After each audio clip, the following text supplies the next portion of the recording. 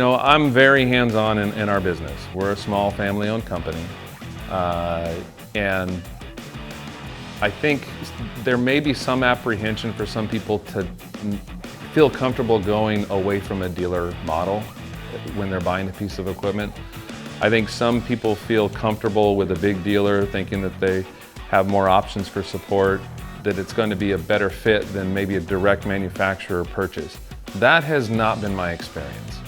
I've bought a lot of equipment through dealers, and none of those relationships or those experiences have met what we've gotten from the Rotochopper team. What they do, and maybe they're unique in the way that they do it, because it's the only direct manufacturer relationship that I have as an operator.